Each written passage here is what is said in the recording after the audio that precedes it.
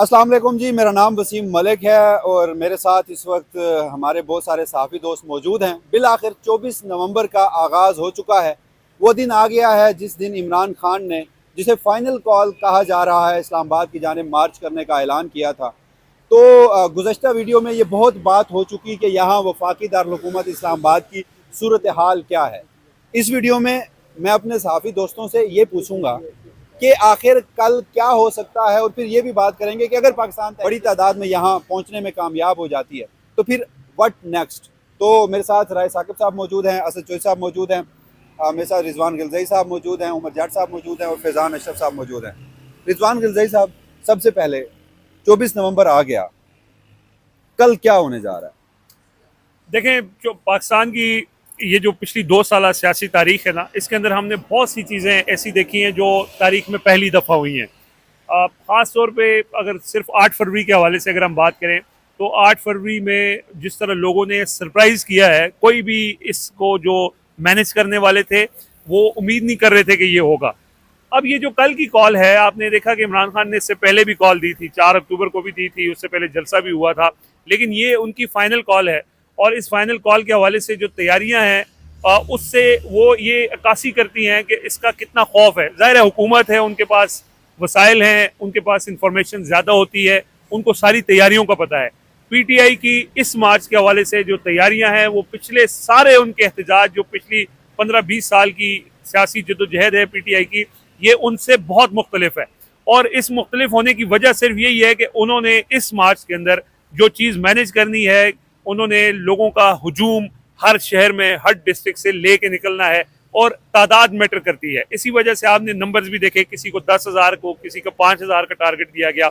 लिहाजा ये जो टारगेट दिए भी गए हैं, इसका मैं कहता हूं कि 50% नहीं, अगर 20% भी इस टारगेट को अचीव कर लिया जाता है, जो मुश्किल नहीं है ऐसी सूरत हाल के अंदर कि जहां पे पाकिस्तान का हर तबका इस हुकूमत की पॉलिसियों से नाला है, और हम जो MNAs इसकी तैयारी कर रहे हैं या लोगों से बात कर रहे हैं, वो ये बताते हैं कि लोग खुद ही तैयार हैं। लोग कहते हैं हमें ट्रांसपोर्ट दे दें, हम एहतजाज के लिए खुद जाएंगे। किसानों को देख लें, ट्रेडर्स को देख लें, यूथ को खास तौर पे। और यूथ के हवाले से जो पीटीआई की प्रिपरेशंस हैं, उसमें एक तो खालिद खुर्शीद ने बहुत ज़बरदस्त काम किया है। पिछले 3-4 महीनों से वो पूरा एक्टिवली इसी के ऊपर काम करते रहे कि वो नौजवानों को उन्होंने तैयार किया है।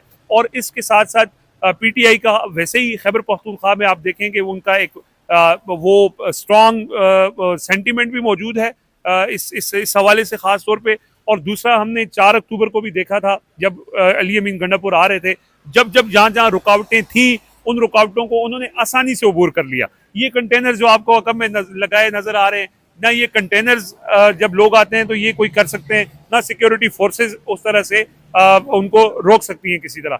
लिहाजा जो पीटीआई का प्लान है, स्ट्रेटेजी है, उस पर मैं अगेन कहता हूं कि अगर 20% भी अमल दरामद हो जाएगा तो कल आपको इस्लामाबाद नहीं, पूरे पाकिस्तान में, पंजाब में खास तौर पे, आपको पंजाब हो, खैबर पख्तूनख्वा हो, हर शहर से, हर जिले से निकलने वाले जो लोग हैं, वो आपको नजर आएगा कि वो जो 8 फरवरी का जो एक अवामी इंकलाब था, जब लोग निकल के पोलिंग स्टेशन पर जाके उन्होंने अपना फैसला सुनाया था, और उस फैसले के नतीजे में आपने ये देखा कि लोगों के वोट चोरी हो गए। अब लोग अपने उन चोरी शुदा वोटों का हिसाब लेने आ रहे हैं। ये जो हुकूमत जो वोट चोरी से आई है, ये खौफजदा इसलिए है कि जिनके वोट चोरी हुए हैं वो हिसाब लेने आ रहे हैं। और कल आप देखेंगे ये मनाजिर शायद इंटरनेट की वजह से उस तरह से ना भी आ सकें, लेकिन बहरहाल आ तो जाते हैं। हम कोशिश करेंगे अपने प्लेटफॉर्म्स के जरिए के लोगों तक पहुंचाएं। तो जो अवामी इनकलाब हमने 8 फरवरी को देखा था, वो आपको कल सड़कों पे नजर आएगा। राय साकिब खरल साहब भी हमारे साथ मौजूद थे, वो मेरे ख्याल में कोई कॉल सुनने पहुंच गए हैं। असद चोई साहब, मुझे ज़रा ये बताएं, रिजवान गिलज़ई साहब तो फरमा रहे हैं कि पीटीआई की जो स्ट्रेटजी थी वो इस वक्त बड़ी ज़बरदस्त थी, और 8 फरवरी की तरह लोग जो हैं वो आज 24 नवंबर को भी बाहर निकलेंगे और बड़ी तादाद में आवाम पहुंच पाएगी। आप यहाँ वफाकी दारुल-हुकूमत इस्लामाबाद की आपने सारी सूरत हाल देखी, एक्सपेक्ट कर रहे हैं कितनी बड़ी तादाद कल परसों या जब भी पहुंचे, वो कितनी बड़ी तादाद जो है वो डी चौक पहुंचने में कामयाब रहेगी? यार वसीम मलिक साहब, जो मेरे लिए इंटरेस्टिंग चीज़ है ना, वो ये है कि अब पाकिस्तान तहरीक इंसाफ को, पीटीआई को, किसी को भी स्ट्रेटजी नहीं बनानी पड़ती। जेल में बैठा हुआ इमरान खान एक कॉल देता है, वो कहता है पहुंचो, उसके जानिसार जो हैं वो निकल आते हैं। तो डी चौक पे कितने लोग पहुंचते हैं, ज़ाहिर है ये बहुत बड़ा सवाल होगा।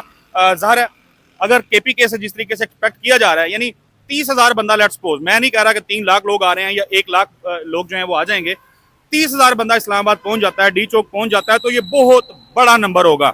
और इससे ज्यादा अहम ये है कि जिस किस्म के इंतजाम हैं शहर, जिस तरह से पुलिस, वो बल्कि उमर जट साहब शेयर करेंगे, फरहान अशरफ साहब शेयर करेंगे, अभी पुलिस एहलकारों से इनकी गुफ्तगू हो रही थी, बड़ी इंटरेस्टिंग गुफ्तगू है, वो आपको बताएंगे। लेकिन उससे पहले जो अहम चीज़ है, जिस किस्म की तैयारियां हैं, मुझे ये लग रहा है कि कुछ ना कुछ चल रहा है इस टाइम, रात के इस पहर, जब 24 नवंबर जो है वो ज़ाहिर शुरू हुआ है अभी, तो इम्पोर्टेंट मीटिंग्स जो हैं वो जारी हैं, डायलॉग, मज़ाकरात जो हैं, वो जो पेज है वो ऑन है।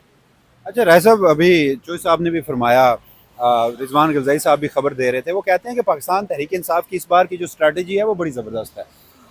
जो साहब से भी मैंने यही पूछा, आपने, आज हम दिन भर यहाँ फील्ड में थे, हमने इस्लामाबाद की सूरत हाल देखी, रास्तों के हवाले से भी देखा, ओवरऑल मोटरवेज़ भी बंद और दीगर मुकामात भी। तो पीटीआई की स्ट्रैटेजी, पीटीआई के माजी की चीज़ें देखते हुए आपको लग रहा है कि कोई बहुत बड़ी तादाद जो है, तादाद कहीं ना कहीं मैटर तो करती है, अब कम तादाद आई, हाँ 19,000 जो इस वक्त सिक्योरिटी फोर्सेज हैं उनके सामने अगर चंद हज़ार लोग आए तो वो तो मैटर नहीं करते, कोई बहुत बड़ा पावर शो आप देख रहे हैं। मलिक साहब, उससे पहले मैं आपको बता दूं कि अभी आप लोग ये जो वीडियो रिकॉर्ड कर रहे थे तो मुझे एक दोस्त की कॉल आई है, मैं इसीलिए साइड पे होकर सुन रहा था। वो आईटी कंपनी है एक उनकी, और उनका इंटरनेट बंद है इस टाइम के ऊपर, और वो दफ्तर अपना बंद करके, वो कंपनी जो 24 घंटे काम करती थी वो छोड़ के घरों को जा चुके हैं, छुट्टी होगी उनके दफ्तर में। आपका और अभी मोबाइल फ़ोन का भी अपना इंटरनेट चेक करें तो बंद पड़ा हुआ अभी।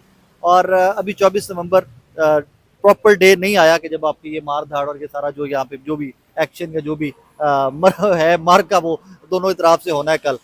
But as a matter of fact जो नंबर की आप बात करें, number matters, of course it matters कि अगर 100 कारकुनान हो पाकिस्तान तहरीक इंसाफ के, 19,000 आप कह रहे हैं टोटल, तो 30,000 के करीब है लोग जो इस टाइम पे पिंडी इस्लामाबाद में police, rangers, FC, Azad Kashmir police, Punjab police और सिंध पुलिस के जो लगाए हुए हैं, वो तो 30,000 के करीब नंबर है। लेकिन आपने ये भी देखना है कि पाकिस्तान तहरीक इंसाफ का वर्कर हर रीजन, हर सेक्टर, हर गली, हर मोहल्ले में मौजूद है। वहाँ तक पुलिस 30,000 नहीं पहुँच सकती।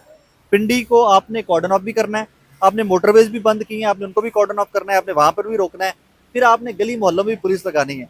उस हिसाब से जब आप ब्रेक डाउन करके लाएंगे तो पाकिस्तान तहरीक इंसाफ के कारकुनान का नंबर बहुत ज़्यादा, क्योंकि 5-7 हज़ार तो पिछले 2-4 दिनों के अंदर खबरें आ रही हैं कि इस्लामाबाद पिंडी में पहुंचे हैं। फिर जो पहले से इस्लामाबाद पिंडी के बाशिंदे हैं, जो रेजिडेंट हैं, आप में डी चौक शाम को थे, और डी चौक वो एरिया था जो पॉश मोस्ट एरिया है पाकिस्तान का, वहाँ की खवातीन निकल के ला के नमक भी लोगों को दे रही थी, पानी भी दे रही थी, जो एहतजाज कर रहे थे, उन लोगों ने भी निकलना है। और ये फाइनल कॉल जिसको आप बार बार कह रहे हैं ना, फाइनल कॉल जिसको इमरान खान ने कहा है, उससे पहले पाकिस्तान तहरीक इंसाफ का वर्कर इस फाइनल कॉल का वेट कर रहा था। वो किसी भी हद तक जाने को, धरना देने को, एहतजाज करने को, लॉन्ग मार्च करने को रेडी बैठे हैं। सो अब उनको ये मौका मिला है। देखिए अब फिर वही आप वाली बात के लिए मीन गंडापुर साहब चाय का कप पीते हैं या नहीं पीते, वो मैटर नहीं करेगा। अब वो कमान कुछ और लोगों के पास है, अब वो देखते हैं कि वो क्या करते हैं। उमर जट साहब, जैसे अभी बात हो रही है, बहुत बड़ी तादाद में सिक्योरिटी फोर्सेस जो हैं वो इस्लामाबाद बुलाई गई हैं, और पीटीआई के कारकुनान जो हैं वो आप हमें बता रहे थे कि उनकी तैयारियां भी बड़ी ज़बरदस्त हैं। लेकिन एक चीज़ जो आपने अभी बड़ी ज़बरदस्त एक हाईलाइट की कि इस वक्त 4 अक्टूबर के एहतजाज को मद्देनज़र रखते हुए हमें वफाकी हुकूमत की वो तैयारियां नज़र नहीं आती। इसकी वजह क्या है? क्या कोई मुश्किल आन पड़ सकती है?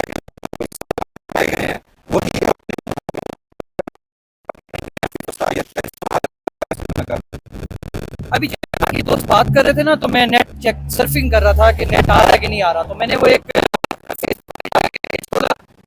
वो इमरान खान का ऑस्ट्रेलिया के खिलाफ एक लास्ट ओवर उनका बड़ा मशहूर है, उसकी वो रिकॉर्डिंग और वीडियो लगी हुई थी, तो मैं वो देखने लग गया उस ओवर को ना, वो बेस्ट ओवर था उनका। उसके हवाले से जो किसी ने कुछ लिखा हुआ था ना कि वो जब ये इमरान खान ने ओवर करवाया था तो ये बड़ा, उन्होंने इससे पहले, इस ओवर से पहले अपनी पूरी टीम के साथ बाकायदा एक मुशावरत भी की थी।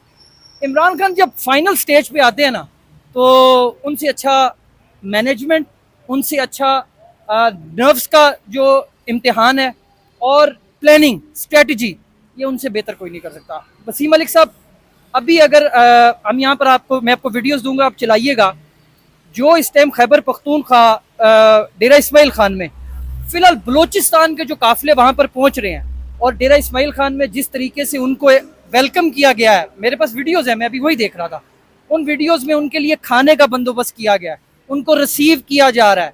ये सिर्फ बलोचिस्तान से काफिले हैं।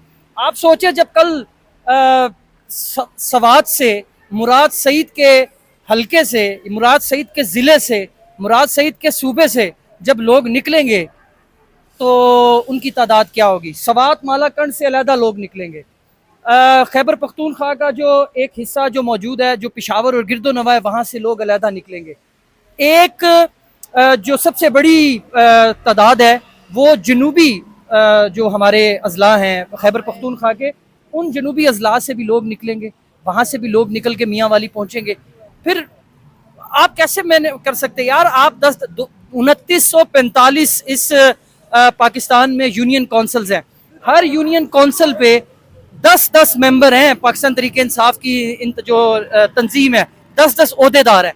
2945 को आप मल्टीप्लाई करें उन 10 के साथ, उन 10 में से 3-4 भी आएंगे। अगर एक एक बंदा 3-4 लोग भी लेकर आएगा तो जो फिगर असद चौधरी साहब आपको दे रहे थे, ये फिगर तो उससे बहुत ज्यादा है। और उन्होंने ठीक कहा कि यहाँ पर लाखों की बात नहीं है। इस्लामाबाद शहर में आप 40-50 हज़ार, ये मैं बड़ी एग्जेजरेट करके बात कर रहा हूँ, आप 40,000 बंदा यहाँ पर, 50,000 बंदा यहाँ पर इकट्ठा हो, वसीम साहब ये बहुत बड़ी गैदरिंग है। ये शायद ही पाकिस्तान में इससे पहले इतनी बड़ी आप सुने एहतजाज होते हैं, जलसे होते हैं, लोग कहते हैं जी लाखों बंदे आए, लाखों बंदे। आप मतलब आपको नजर आता है ना, इस टाइम इस्लामाबाद में जो इंतजामिया के पास जो लोगों को मैनेज करने की कैपेसिटी है वो इतनी ज्यादा नहीं है। बेशक ये पूरे 30,000, क्या पूरे मुल्क की पुलिस यहाँ इस्लामाबाद में बुलाएंगे?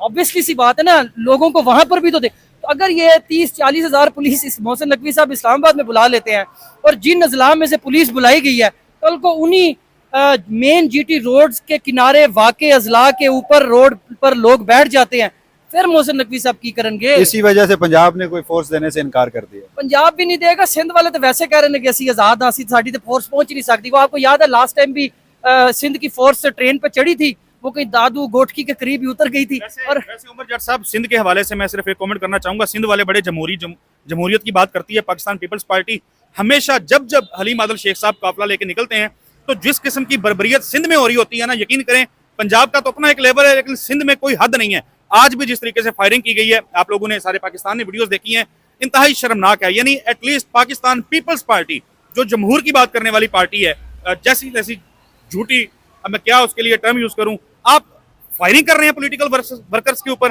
यानी वो बिलावल भुट्टो, वो आसफ अली जरदारी की हुकूमत, जिनकी अपनी रहनुमा बेनजीर भुट्टो जो है वो गोली लगने से शहीद हो गई थी, एक पॉलिटिकल गैदरिंग से निकलती हुई, आप कैसे पॉलिटिकल वर्कर्स के ऊपर जो है फायरिंग कर सकते हैं? बहुत शर्मनाक किरदार है सिंध हुकूमत का। और जो इमरान खान कहा करते थे कि ये एक सिक्के के दो रुख हैं, बिल्कुल पाकिस्तान पीपल्स पार्टी और नून लीग ने वक्त के साथ साबित किया है कि ये एक सिक्के के दो रुख नहीं है, बल्कि ये एक ही रुख है। दोनों एक ही सिक्का है, एक ही रुख है। एक ही रुख दे चंद तारे ने। अच्छा, हमारे साथ फैजान अशरफ साहब भी मौजूद हैं। एहतजाज 24 नवंबर आन पहुंचा, तैयारियां भी हमने देख ली, क्या देख रहे हैं कल? अभी मैंने एक जगह फ़ोन किया है, मुझे पता चला है कि जो तहरीक इंसाफ का जो सियासी कमेटी का इजलास हो रहा था, उन्होंने बैरिस्टर गौर को मशवरा दिया है कि वजारत दाखिला को कोई जवाब देने की ज़रूरत नहीं है, उनसे बात करने की ज़रूरत नहीं है, हमारा प्लान फाइनल है और हम अपने प्लान पे अमल करेंगे। किसी किस्म की कोई बातचीत नहीं होगी, कोई मुज़ाकरात नहीं होंगे। और खान साहब ने तो पहले ही कह दिया था अब कोई मुज़ाकरात नहीं होंगे। और दूसरी बात, अभी ये भी खबर आ रही है कि लाहौर और ख़ास तौर पे पंजाब में तहरीक इंसाफ अपना एहतजाजी जो प्लान है वो चेंज करने का सोच रही है। वो ये सोच रहे हैं कि जो अंगेज पुलिस यहाँ पे की गई है और जो बात जट साहब कर रहे थे कि पुलिस इधर आई है और वहाँ पे नफरी कम है, तो हो सकता है कि प्लान में चेंज आ जाए और लाहौर और पंजाब वाले वहीं पे एहतजाज करें और ये पूरे पाकिस्तान में फैल भी सकता है कि जहाँ जहाँ आप पहुँचे वहाँ आप बैठ जाएँ। तो ये शो होगा, ये एक दिन का शो नहीं होगा, 2 दिन का शो नहीं होगा, ये लंबा शो है। तहरीक इंसाफ नो डाउट इसमें बड़ी महारत रखती है कि वो मीडिया पे हर टाइम हाइप क्रिएट करती है और अपने आप को मीडिया पे जो है वो हाईलाइट करती रहती है और इस एहतजाज को भी वो मीडिया पे हाईलाइट करेगी, ना कि लोकल सतह का जो मीडिया, इस पे इंटरनेशनल मीडिया भी इसको देख रहा है और वो उस पर भी तहरीक इंसाफ अपनी हिकमत अमली बना रही है और तहरीक इंसाफ ने बाज़ाब्ता तौर पे उनको दावत भी दी थी। दूसरी बात यह है कि अभी मुझे एक पुलिस वाला मिला, उसने मुझे कहा, जट साहब भी मौजूद थे, तो जट साहब ने पूछा हमें पा लिए तुसी। आप प्लीज वो ना बोलिएगा जो उसने बोला है। नहीं वो नहीं बोलूंगा, लेकिन वो बड़ी दूर से आ रहा था और वो कह रहा था कि मैं, जारी बात है उसका नाम थोड़ी लेंगे, उस बेचारे नौकरी, उसकी अपनी नौकरी का मसला है। हाँ, तो वो जो बात हुई है हमारी, हम बतौर साफ़ी तो उसको कोट कर सकते हैं। उसमें ये है कि उसने कहा है कि मैं घर था और मुझे कहा गया कि आप पहुंचे, तो मैंने कहा कि मेरी तबीयत ठीक नहीं, मेरा एक्सीडेंट हुआ है। उसने कहा कि आपने घर नहीं मरना, आपने यहाँ आके मरना है। तो ये हालात हैं। तो इसके अलावा भी हमारे कई पुलिस वाले दोस्त हैं, तो वो हमें बताते हैं कि हम इस बर्बरियत के साथ नहीं है, हमारी मजबूरी है। और कई लोग ये भी कहते हैं, कई साफ़ी कई पुलिस वाले ये भी कहते हैं कि 75% जो निचले तबके का जो कांस्टेबल और ऐसे ही पुलिस के एहलकार जो हैं वो खान साहब के साथ हैं, और वो कहते हैं कि हम इस निज़ाम के साथ नहीं चल सकते। उसने एक जुमला बोला है, उसने कहा है जी ये तो जो अफसरान है ना, ये तो आज इधर हैं, कल को बाहर बैठे होंगे बैरून मुल्क, हमने तो इधर ही नौकरियां करनी है, तो हम क्यों अपने लोगों के साथ बिगाड़े। कल पावर शो होता हुआ मुझे नजर नहीं आ रहा। कल काफिले चलेंगे और ऐसा ऐसा इस्लामाबाद की तरफ आएंगे, और हो सकता है कि जब इस्लामाबाद करीब पहुंचे और वहीं पे डेरे डाल लें। वहीं पे डेरे डाल लें। तो जनाब ये अब तक की सूरत हाल थी। 24 नवंबर का आगाज़ हो चुका है। अब देखते हैं कि जो सूरज सुबह तलू होता है वो क्या मनाजिर पेश करता है। मुझे इजाज़त दीजिएगा, अल्लाह ने के बाद।